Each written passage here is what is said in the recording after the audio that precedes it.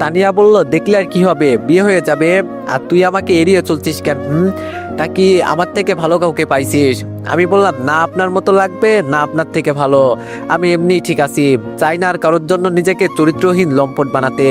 এখন ছাড়ুন, বাইরে যাব। তানিয়া বলল, তোর বাইরে যাওয়া লাগবে না, প্রথমে নিজে পিছনে পিছনে ঘুরে আমার পাথরের মতো নরম মনটাকে গলিয়ে ভালোবাসার ফুল ফুটিয়েছি, এখন চলে যাওয়া হচ্ছে তাই না? ঠ্যাং ভেঙে মনের ভিতরে রেখে দিব। আমি বললাম, আমি কি যেতে চাইছিলাম নাকি? আপনিই তো যেতে বলছেন। তানিয়া বলল, আরেকবার যদি আপনি করে বলিস তো তাহলে তোর খবর আছে। আমি বললাম, কেন, আপনি কি করবেন? তাছাড়া আর কিছু বলতে পারলাম না। তার আগেই মুখ বন্ধ করে দিল তানিয়া। কিভাবে করলো সেটা আর বললাম না, কারণ আমার শরম করে। 2 মিনিট পরে আমাকে ছেড়ে দিতেই দুইজনে হাঁপাতে লাগলাম। আমি বললাম, এমন ভাবে কেউ করে? তানিয়া বলল, কেউ না করুক, আমি করি। আর বলবি আপনি? আমি বললাম, বাইরে যাব, পথ ছাড়ো। তানিয়া বলল, না সোনা, এত সহজে বাইরে যেতে দিব না। আমি বললাম, মানে? তানিয়া বলল, মানে হলো আই লাভ ইউ জানু বলো, তারপর যেতে দিব। এই আমি কোন মানকে চিপাই পড়ছি? এই মেয়ে তো দেখছি জোর করে সব আদায় করে নিবে, না জানি এখন বাসর। না না, এটা আমি কি ভাবছি? তানিয়া বলল, এই মনে মনে কি ভাবছিস, তাড়াতাড়ি বল, না হলে চিৎকার দিমু কিন্তু। আমি বললাম, এই না না, বলছি বলছি, আই লাভ ইউ জানু। তানিয়া বলল, আই লাভ ইউ টু জানু, এখন থেকে ভুলেও অন্য মেয়ের দিকে তাকাবে না বলে দিলাম। আমি বললাম, এইবার তো যাও। তানিয়া বলল, যাচ্ছি। এটা বলে তানিয়া চলে গেল, আর আমি জামা পরিষ্কার করে টেবিলে চলে গেলাম। ভাইয়া বলল, কি জামা পরিষ্কার করতে এতক্ষণ লাগে নাকি? আমি বললাম, লাগে। ভাইয়া বলল, তাড়াতাড়ি নাস্তা করো, রাত হয়ে গিয়েছে, বাসায় যেতে হবে। তারপর ভাইয়ার কথা মতো নাস্তা শেষ করে সবাই গাড়িতে উঠলাম। ভাইয়া গাড়ি চালাচ্ছে। ভাবি আর তানিয়াকে তাদের বাসায় নামিয়ে দিয়ে এখন আমাদের বাসায় যাচ্ছি। এমন সময় হঠাৎ করে একটা বুলেট আমার পাশ অতিক্রম করে পিছনে ছিটে লাগলো, সাথে সাথে সামনের গ্লাসটা ভেঙে গেল। হঠাৎ করে আক্রমণ হওয়াতে ভাইয়া তাড়াতাড়ি গাড়ি চালাতে লাগলো। এইদিকে তো আমার বুক কাঁপতে লাগলো, আর একটু হলে আমার টিকিট কেটে যেত। ভাইয়া বলল, আর কিছু না ভেবে তাড়াতাড়ি গাড়ি জোরে চালাতে চালাতে বলল, আবির তুই ঠিক আছিস তো? এইদিকে আমি তো ভয়ে চুপচে পাথর হয়ে গেছি, চিন্তা করছি আর একটুখানি হলে কি হতো। ভাইয়ার ডাক আমার কানে পৌঁছাছে না। ভাইয়া জোরে চিৎকার দিয়ে আমাকে ডাকতেই আমি বললাম, হ্যাঁ কি? না আমি ঠিক আছি, তাড়াতাড়ি গাড়ি চালাও। ভাইয়া বুঝতে পারছে আমি অনেক ভয়ে আছি। তারপর ভাইয়া গাড়ি চালিয়ে বাড়ির পাশে একটা গ্যারেজে নিয়ে আসলো। আমি আর ভাইয়া গাড়ি থেকে নামলাম। আমি এখনো চুপ হয়ে আছি। ভাইয়া বলল, দেখ ভয় পাস না, এটা একটা অ্যাক্সিডেন্ট, বাসার কাউকে বলিস না কিন্তু, না হলে আম্মু আব্বু চিন্তা করবে। আমি মাথা নাড়িয়ে বললাম। ভাইয়া বলল, যা এখন বাসায় যা, আমি এদের কাজ বুঝিয়ে দিয়ে আসছি। ভাইয়ার কথা মতো আমি বাসার দিকে রওনা দিলাম। বাসায় এসে সোফায় শপিং ব্যাগ রেখে আমি আমার রুমে ঢুকে বিছানায় শুয়ে পড়লাম। তখনই আমার ফোনটা বেজে উঠলো। তারপর ফোনটা রিসিভ করতেই, মিস্টার আবির কি খবর? আমি বললাম, স্যার আলহামদুলিল্লাহ ভালো। স্যার বলল, কাজ কত দূর গেল? আমি বললাম, স্যার কিছুই তো বুঝতে পারছি না, হঠাৎ পুরো শহরে ক্রাইম বন্ধ হয়ে গিয়েছে, কোনো অপরাধ হচ্ছে না, না কোনো পাচার কারবার। স্যার বলল, তার মানে টাইগার বুঝে গিয়েছে আমাদের প্ল্যান কি? আমি বললাম, স্যার সে তো বুঝে গিয়েছে, তবে আমরা তার প্ল্যান বুঝতে পারছি না। আমার এমন মনে হচ্ছে তুফান আসার আগে যেমন নীরবতা আসে, ঠিক তেমনই নীরব হয়ে আছে সবকিছু। স্যার বলল, তার নিজাম চৌধুরীর ব্যাপারে কিছু কি পেয়েছো? আমি বললাম, স্যার তার বিরুদ্ধে প্রমাণ অনেক আছে, তবে আমি তাকে ধরছি না। স্যার বলল, কেন? আমি হেসে বললাম, শিয়াল ধরে কি হবে স্যার? স্যার বলল, মানে তুমি কি করতে চাইছো? আমি বললাম, সেটা সময় হলে দেখতে পারবেন। স্যার বলল, আর শোনো, সাবধানে থাকিও, কেননা মেজর নাসিরের উপর কারা যেন হামলা করেছে। আমি বললাম, কি বলেন? স্যারের মুখে এমন কথা শুনে আমার কেন জানি খটকা লাগলো।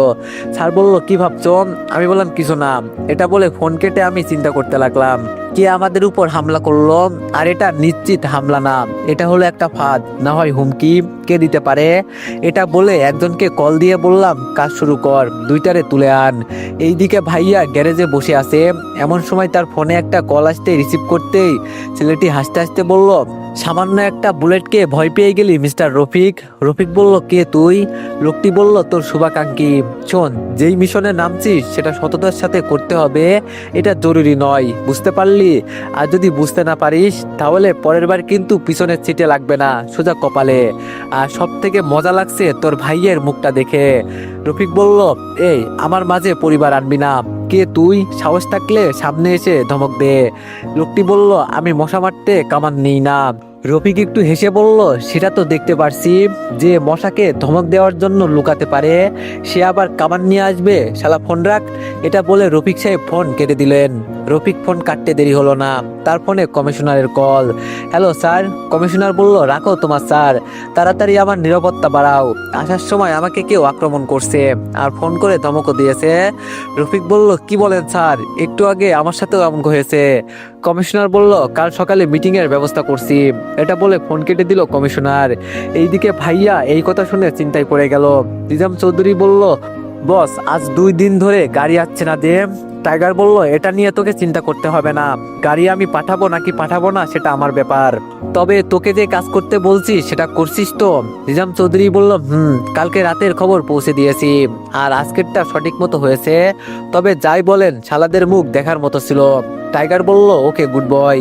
নিজাম বলল, কিন্তু একটা কথা মাথায় আসে না, আপনি চাইলে তাদের মারতে পারেন, এটা কেন করলেন না? টাইগার একটু হেসে বলল, গাধার বাচ্চা, ওদের মারলে তুই আগে মরবি, আর এটা একটা প্ল্যান যেটা সময় হলে বুঝতে পারবি। নিজাম বলল, ও তাহলে এখন কি করবেন? টাইগার বলল, সেটা সময় হলে জানতে পারবি, আর ভুলে এখন আমার কথার বাইরে কিছু করবি না। নিজাম বলল, ওকে বস। এটা বলে ফোন কেটে দিল নিজাম চৌধুরী। নিজাম চৌধুরী বলল, শালা আবাল, আমারে গাধা বলছিস? সময় হোক দেখাবো এই গাধা কি করতে পারে, তবে যেটা করতে চাইছিস সেটা যদি হয় একদম হাতের মুঠোয় নিয়ে আসা যাবে। আচ্ছা এটা কেমন হয়, গোডাউনের ট্রাকগুলো দেখে আসি, বস তো আর দেখছে না। এটা বলে নিজাম চৌধুরী গোডাউনের ভিতরে ঢুকে ট্রাকের উপর থেকে হালকা কাপড় সরাতেই সে সাথে সাথে ভয় পেয়ে পিছনে দেওয়ালের সাথে পিঠ থেকে গেল। ভয়ে পুরো শরীর কাঁপছে, ঘামে পুরো জামা ভিজে যাচ্ছে। নিজাম চৌধুরী তাড়াতাড়ি কাপড় দিয়ে গোডাউন থেকে বের হয়ে চলে গেল।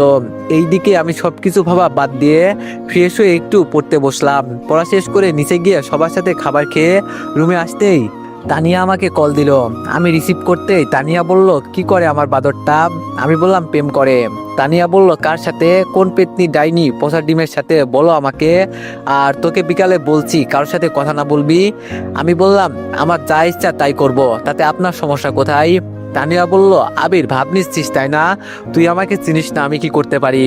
আমি বললাম, কি করবেন আপনি তা দেখা যাবে, তাছাড়া আমার মতো চরিত্রহীনের সাথে কথা বলতে লজ্জা করে না? আমি তো ভেয়া, তাই মানুষের পিছনে ঘুরি, আমি বকাটে, তাই মানুষকে বিরক্ত করি। তাহলে কেন আমাকে ভালোবেসেছেন? আমি তো খারাপ জানো, ভালো কাউকে গিয়ে ভালোবাসেন। তানিয়া বলল, বুঝেছি, তোর পিছনে ঘোরাতে তুই বেশি ভাব নিতেছিস তাই না? ওয়েট কর, জাস্ট ওয়েট কর, আমি কি করতে পারি সেটা দেখবি, আর তৈরি হয়ে নে, সাবধানে থাকিস, হঠাৎ করে কি হয়ে যাবে তুই ভাবতেও পারবি না। এটা বলে তানিয়ার আগে ফোন কেটে দিয়ে মোবাইলটা ফ্লোরে ছুঁড়ে মারতেই ফোন ভেঙে তছনছ হয়ে গেল। তানিয়া বলল, কি ভাবিস নিজেকে? ভাব দেখাচ্ছিস তাই না? দাঁড়া, ভাব বের করবো। এতদিন অনেক অভিনয় করছি, আর করতে পারবো না, ভাব আমিও দেখাতে পারি। এইদিকে আমি ভাবতে লাগলাম, বেশি ভাব দেখাতে গিয়ে এটা কি হলো, দেখি ফোন দিয়ে দেখি। এই বলে ফোন দিতেই ওপাশ থেকে বলে ফোন বন্ধ। এইভাবে 2-3 বার ফোন দিতেই ফোন বন্ধ দেখাচ্ছে। আমি বললাম, এই রাগী মেয়েদের একটাই সমস্যা, কিছু হতেই রাগ করে ফোন বন্ধ করে দিবে, না হলে ঠাস করে রুমের দরজা বন্ধ করে দিবে। এতে তারা কি শান্তি পায় বুঝি না বাপু। এইসব ভাবতে ভাবতে সেই অচেনা নাম্বার থেকে কল আসলো। আমি রিসিভ করতেই, আমার বাবুটা কি করে? আমি বললাম, আজে বাজে কথা বাদ দেন, তার আগে বলেন আপনি আমাকে চিনেন কেমনে? মেয়েটি বলল, চিনব না কেন, আমরা তো একই কলেজে একই ক্লাসে পড়ি। এই কথা শুনে আমার একটু একজনের উপর সন্দেহ হলো। আমি বললাম, আচ্ছা আপনার নামটা একটু বলেন। মেয়েটি বলল, কি ব্যাপার মশাই, নাম জানার ইচ্ছে কেন, ভালোবেসে ফেলেছেন নাকি? আমি বললাম, আজব, আমি আপনাকে চিনি না, তাই নাম জানতে চেয়েছি। মেয়েটি বলল, না না, আমার তো মনে হয় আমার জানু আমাকে ভালোবেসে ফেলেছে। আমি বললাম, হঠাৎ এমন কেন মনে হলো? তো এভরিওয়ান, নেক্সট পার্টের জন্য সবাই একটু বেশি বেশি লাইক আর কমেন্ট করে দিও। ধন্যবাদ।